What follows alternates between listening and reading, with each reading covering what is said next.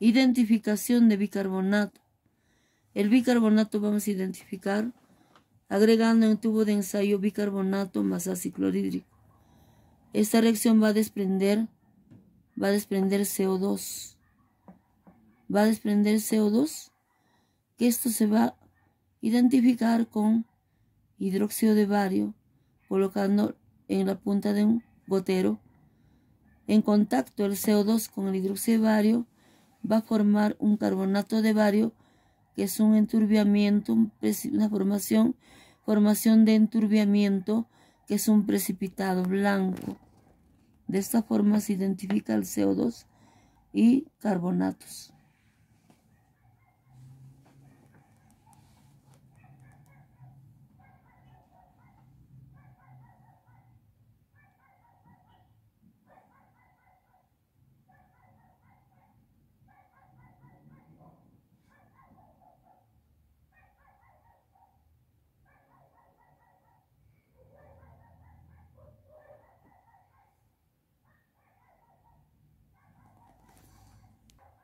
Ya. Vamos a calcinar el bicarbonato, un bicarbonato. Cualquier bicarbonato puede ser sodio, potasio, de calcio. En este caso vamos a calcinar el bicarbonato de sodio. Para calcinar el bicarbonato de sodio necesitamos los siguientes materiales: un mechero, un trípode, una malla con asbesto, una cápsula de porcelana. También se puede calcinar en la mufla. La mufla es un instrumento que sirve. Calcinar el bicarbonato. Para calcinar el bicarbonato necesitamos los siguientes materiales: un mechero, un trípode, una malla con asbesto y una cápsula de porcelana. También lo podemos hacer en la mufla, que es un instrumento que se utiliza para calcinar. Vamos a realizar el siguiente procedimiento. Vamos a calcinar el bicarbonato. En una cápsula de porcelana vamos a introducir el bicarbonato más calor. Vamos a calentar y se va a producir una reacción química. Bicarbonato más calor se va a descomponer en carbonato de sodio más agua más CO2. El CO2 se va a ir al ambiente como gas, el agua también se evapora, lo que va a quedar en la cápsula es el carbonato de sodio.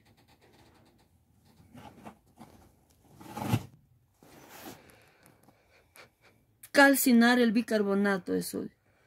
El bicarbonato de sodio más calor se va a obtener carbonato de sodio más agua más CO2.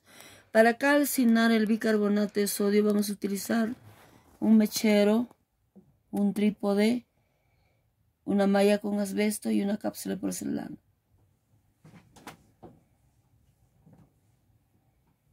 Dentro de la cápsula de porcelana vamos a introducir el bicarbonato de sodio sólido y lo vamos a calentar hasta que se calcine. Durante la calcinación va a desprender CO2 y agua. Se va a producir una reacción química en la que se va a obtenerse carbonato de sodio más agua más CO2. El CO2 se va a ir en forma de gas al ambiente y el agua también en forma de vapor. En la cápsula de porcelana va a quedar calcinación del bicarbonato de sodio. Para calcinar el bicarbonato de sodio se utiliza un trípode, un mechero y una malla con asbesto. En una cápsula de porcelana se introduce bicarbonato de sodio. Se calienta a altas temperaturas con la llama del mechero hasta que se descomponga en agua y CO2. El bicarbonato de sodio más calor se va a descomponer en carbonato de sodio más agua más CO2. El agua y el CO2 se van al ambiente, el agua como vapor, el CO2 como gas, y dentro de la cápsula va a quedar solamente el carbonato de sodio, ¿no? Esto es lo que hemos obtenido entonces después de esta calcinación. También se puede realizar la calcinación, como repito, en una mufla. Observen bien.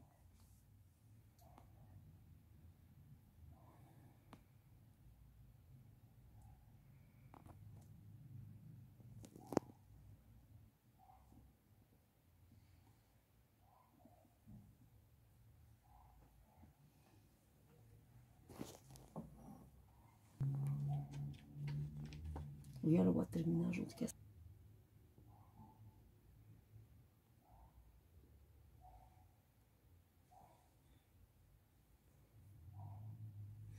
En esta cápsula entonces va a quedar al final el carbonato de sodio, que es lo que hemos obtenido, ¿no? Que es un sólido blanco. Ahora, ¿cómo puedo diferenciar el carbonato de sodio del bicarbonato? Porque ambos son blancos.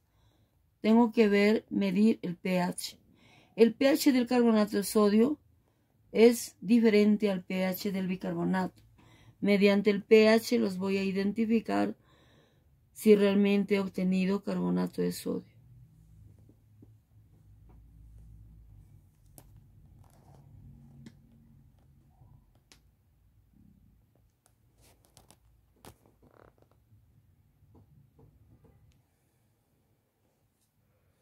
Reconocimiento de la alcalinidad del carbonato de sodio y bicarbonato de sodio. Vamos a identificar su alcalinidad del carbonato de sodio y el bicarbonato de sodio. Para ello vamos a utilizar un indicador de pH, un indicador líquido. Ese indicador puede ser la fenolftaleína. También hay otros indicadores, pero nosotros vamos a utilizar la fenolftaleína. Entonces, en un tubo de ensayo vamos a agregar carbonato de sodio, unos 10 mililitros, y vamos a agregarle unas gotas de fenolftaleína. Al llegar la fenolftaleína al carbonato de sodio, esto se va a producir una coloración rojo grosella, que nos indica que el carbonato de sodio es alcalino, porque en medio alcalino la fenolftaleína da un color rojo grosella. También nos indica que el carbonato de sodio es básico. A ver, observen.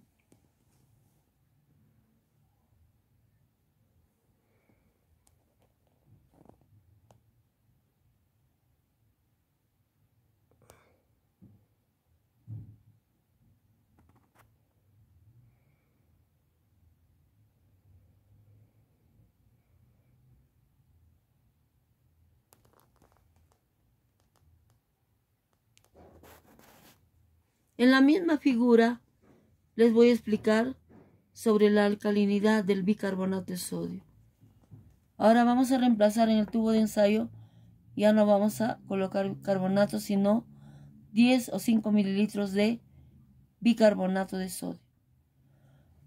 Bicarbonato de sodio, ya no es carbonato, sino bicarbonato. Le vamos a adicionar con un gotero unas gotitas de fenolftaleína. De la misma forma vamos a observar que el bicarbonato va a cambiar a un color, la solución de bicarbonato va a cambiar a un color de rojo grosella, que nos indica también que el bicarbonato es básico,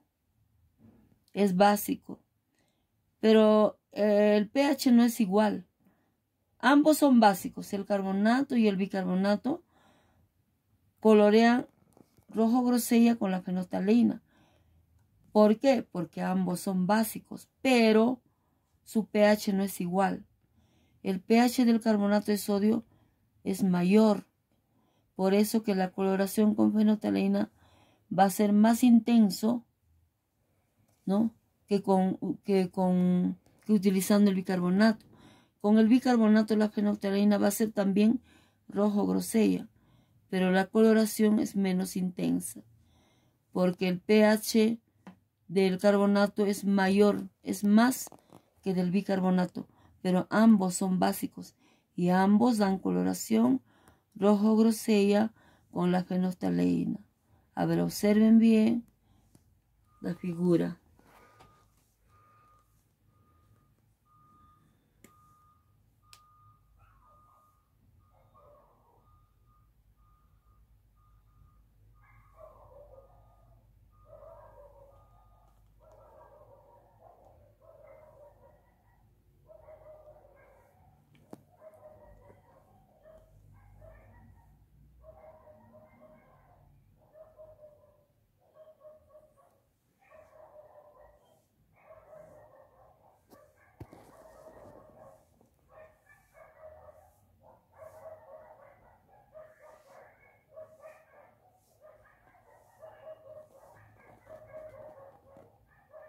Ya. Determinación de pH del carbonato de sodio y el bicarbonato de sodio. Vamos a cuantificar el pH. Primero vamos a ver con papel tornasol. El papel tornasol es un indicador que nos va a decir si la sustancia es ácida o básica. El papel tornasol, cuando lo introducimos a una solución de ácido clorhídrico, ¿no? Cuando introducimos a una solución de ácido clorhídrico, el papel tornasol va a ser de color rojo. Pero si nosotros introducimos a una solución básica, como carbonato de sodio, el papel tornasol va a dar un color azul. O sea, el papel tornasol en medio ácido es de color rojo y en medio básico es de color azul. Depende de la intensidad del color, se puede deducir aproximadamente el pH. Por ejemplo, si es una base fuerte, como el hidróxido de sodio y el carbonato de sodio, el papel de tornasol va a ser un azul más intenso.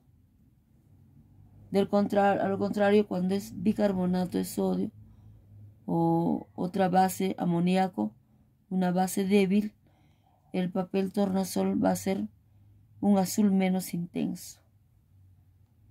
Ya, entonces en medio básico, tanto carbonato de sodio como bicarbonato de sodio, el papel pH nos va a dar un color azul. ¿Ya? Y en medio básico, el papel tornasol nos va a dar un color, medio ácido, como ácido clorhídrico, el papel tornasol nos va a dar un color rojo. Pero en medio básico, como el carbonato de sodio o el bicarbonato, nos va a dar un color azul. En conclusión, el papel tornasol en medio ácido es rojo y en medio básico es azul. Eso sería para saber, así, solamente para saber si la sustancia es ácida o es básica. Por eso se llama papel indicador. Solamente hay que saber si es ácido o es básico. Si es ácido nos da un color rojo el papel tornasol. O si es ácido nos da un color rojo y si es básico un color azul. Eso es un indicador de pH, ¿no? Indicador nomás. Si una sustancia es ácida o es básica. Ahora, si le introducimos un papel pH cuantitativo, ahí ya nos va a dar ya exactamente, va a cuantificar el pH. ¿Cuánto es el pH? ¿No? Va a cuantificar el pH. Entonces vamos a introducir un papel pH cuantitativo. Cuando yo introduzco al carbonato de sodio un papel pH cuantitativo, voy a observar, voy a leer en el papel que el pH más o menos es de 11. Puede variar de 11.3 a 11.7. O sea, su pH es 11 del carbonato de sodio, cuantificando con el papel pH. Yo introduzco un papel pH y voy a observar. En la escala de pH voy a observar que corresponde a 11.3 u 11.7. Ya. De la misma forma, si yo voy a introducir el papel pH cuantitativo a una solución de bicarbonato de sodio, voy a observar, al sacar, voy a comparar con la escala de pH y voy a observar que el pH del bicarbonato para una solución al 5% que he preparado va a ser aproximadamente 8.6. El pH entonces, en resumen,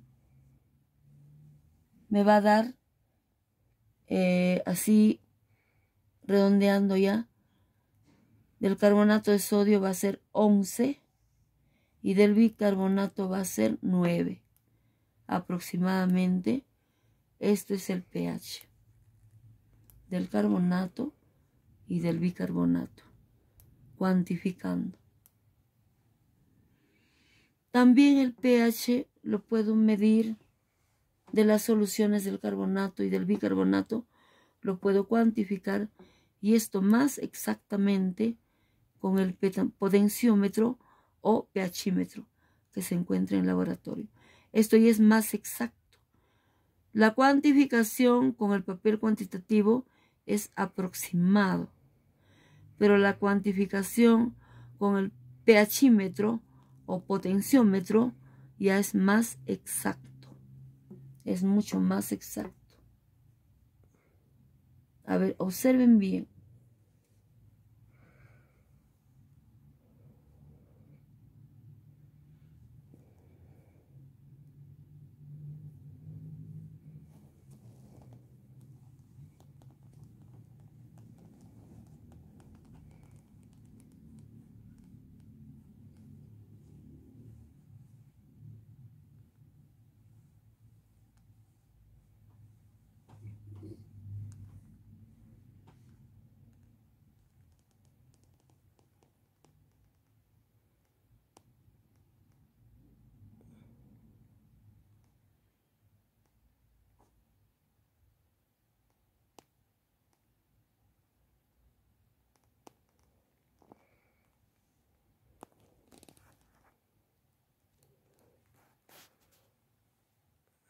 A ver.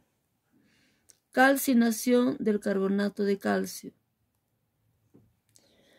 Vamos a calcinar el carbonato de calcio. Calcinación del carbonato de calcio. Vamos a calcinar el carbonato de calcio mediante calor. Materiales que voy a utilizar para calcinar el carbonato de sodio es mechero, trípode, rejilla y cápsula de porcelana. El carbonato de calcio que voy a utilizar es sólido, es un sólido blanco. Entonces voy a calcinar mediante el calor. También esta calcinación lo puedo realizar dentro de una campana extractora de gas. Lo puedo realizar dentro de una... Calcinación del carbonato de calcio. Para calcinar el carbonato de calcio se va a utilizar los siguientes materiales: un mechero, un trípode, una rejilla y una cápsula de porcelana. Dentro de la cápsula porcelana se va a introducir el carbonato de calcio sólido, puede ser 1 gramo, calentar y va a obtenerse la siguiente reacción química. Carbonato de calcio más calor, se va a obtener óxido de calcio más CO2. Se va a producir esta reacción química que sería carbonato de calcio, más calor, se va a obtener óxido de calcio más CO2. El óxido de calcio es sólido, se llama también cal viva. El CO2 es un gas que se va al ambiente. El óxido de calcio que hemos obtenido por calcinación se llama cal viva. Cal viva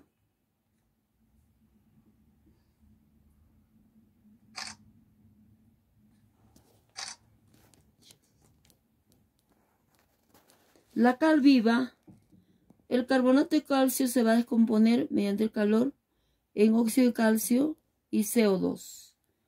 Se llama cal viva. La cal viva se utiliza como desinfectante de pozos sépticos y restos orgánicos, eliminando los malos olores.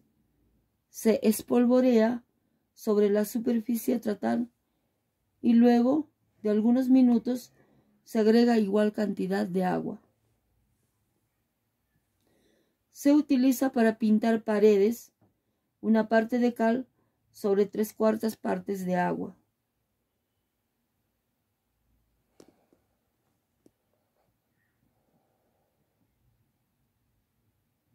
La cal viva se usaba en construcción para fabricar los morteros, ya que es capaz de unir diferentes materiales entre sí.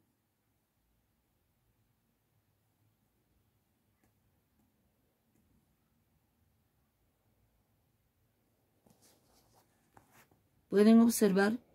También este experimento se puede realizar utilizando la mufla, porque la mufla es un instrumento que se utiliza para calcinación. Pueden observar.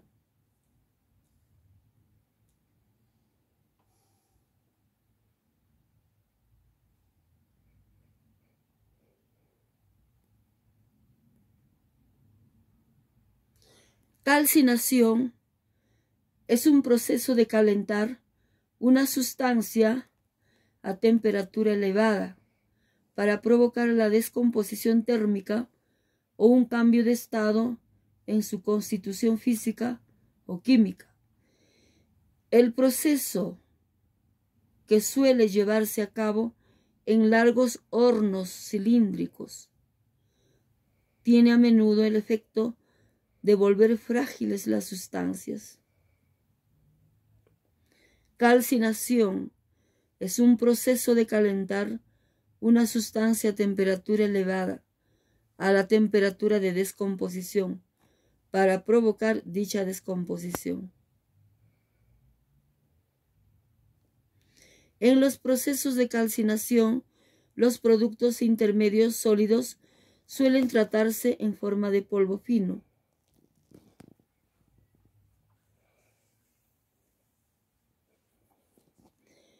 Gracias a la calcinación, que es una reacción de descomposición térmica, y gracias al calor aportado al carbonato de calcio, se va a descomponer y se va a obtener óxido de calcio más CO2.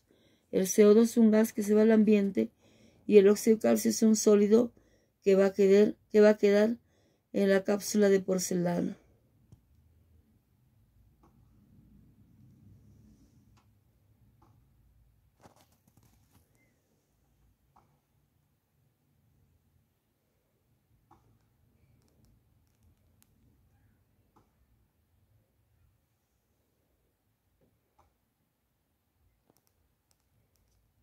¿Quién está sonando?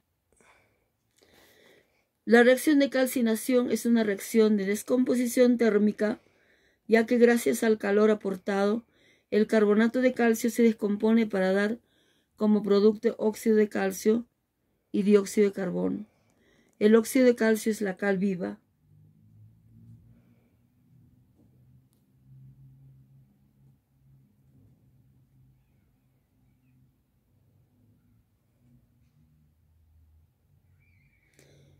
El carbonato de calcio es un mineral que también puede ser el mármol. El mármol es una roca metamórfica compacta, formado a partir de rocas calizas. que sometidas a elevadas temperaturas se descompone en óxido de calcio y CO2. El mármol, nombre de la roca, mineral o piedra. Mármol, tipo básico. Roca sedimentaria. Es un carbonato, carbonato de calcio. El mármol es una roca metamórfica con un aspecto homogéneo.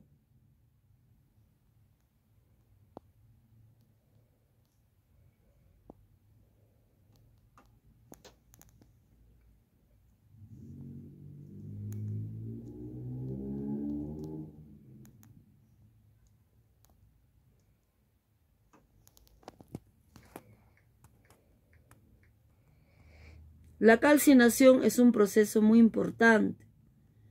El cemento es un polvo fino que se obtiene de la calcinación a 1450 grados centígrados de una mezcla de piedra caliza, arcilla y mineral de fierro.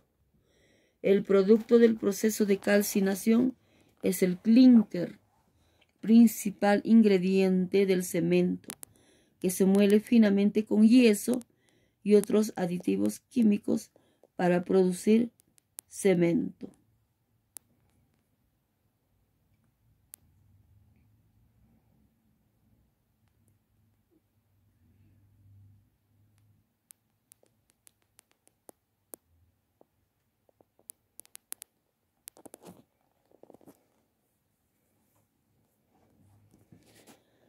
La reacción de calcinación es una reacción de descomposición térmica, ya que gracias al calor aportado, el carbonato de calcio se descompone para dar como producto óxido de calcio y dióxido de carbono.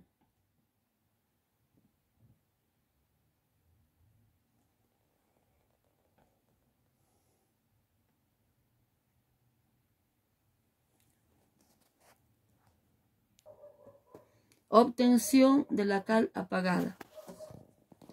La cal apagada se obtiene utilizando la cal viva, que es el óxido de calcio, más una mol de agua. La cal apagada es el hidróxido de calcio, también conocida cal o cal muerta. La cal hidratada o apagada se usa en la producción de morteros, de yesos, de cementos, de pinturas, de productos de caucho duro, en petroquímicos, en el curtido de pieles. Un desarrollo más reciente en el uso de la cal hidratada se encuentra en las aplicaciones ambientales. Entonces, utilizando exactamente, estequiométricamente, una cantidad de agua y de óxido de calcio, se obtiene cal apagada. Por ejemplo, si yo peso 0.5 gramos de óxido de calcio, voy a calcular estequiométricamente qué cantidad de agua exacta debo utilizar para obtener el hidróxido de calcio. Este es un cálculo estequiométrico. No se puede utilizar ni más ni menos de agua. De lo contrario, ya no sería cal apagada. Por eso se calcula. Se hace unos cálculos, por ejemplo, para 0.5 gramos de óxido de calcio, ¿cuántos gramos de agua debo utilizar para preparar la cal apagada? Hacer un cálculo, ¿no? Un cálculo estequiométrico. Si no es la cantidad exacta estequiométricamente obtenida, ya no va a ser cal apagada. Podrá ser ya lechada de cal. Ya no es cal apagada. Tiene que haber una cantidad exacta de agua para una cantidad de óxido de calcio. Por ejemplo, para 0.5 gramos de óxido de calcio, ¿qué cantidad de agua estequiométricamente calculado debo emplear para preparar la cal apagada de hidróxido de calcio? Ya. Vamos a Para obtener, como les vuelvo a repetir, la cal apagada, vamos a obtener a partir de la cal viva, que es el óxido de calcio, más agua. Vamos a obtener cal apagada, que es hidróxido de calcio. La cal apagada. Ya, a ver, bien jóvenes. Para obtener la cal apagada, se tiene que preparar con cantidades estequiométricamente calculadas. Exacto tiene que ser el óxido de calcio y el agua. El óxido de calcio es sólido, a ver, una S, y el agua una L, ya, líquido. Vamos a obtener la cal apagada utilizando las cantidades exactas de óxido de calcio y de agua. Yo he calculado para 0.5 gramos de óxido de calcio, he calculado 0.16 mililitros de agua. Exactamente. No puede ser más ni menos para obtener la cal apagada. Yo puedo calcular para 1 kilogramo de óxido de calcio qué cantidad de agua debo utilizar. Para 5 kilos, para 10 kilos, para 100 kilos, para 1 tonelada, etc. Yo puedo calcular la cantidad de agua que debo utilizar estequiométricamente exacto. No puede ser ni más ni menos. Si es más agua, ya no es cal apagada, ya sería lechada de cal. Ni menos tampoco. Yo para 0.5 gramos de óxido de calcio he calculado 0.16 mililitros de agua. Entonces tengo que mezclar esas cantidades exactas para obtener la cal apagada. Mi cálculo ha sido de la siguiente manera. Si con 56.07 gramos por mol de óxido de calcio necesito 18 gramos por mol de agua. Si con 56.07 gramos por mol de óxido de calcio necesito 18 gramos por mol de agua. Para 0.5 gramos de óxido de calcio, ¿qué cantidad de agua necesitaré? Entonces una regla de 3, 0.5 por 18 entre 56 me sale 0.16 mililitros de agua. Entonces exactamente tengo que utilizar para 0.5 gramos de cal viva 0.16 mililitros de agua. Calculados estequiométricamente, tiene que ser exacto. A ver, observen el cálculo.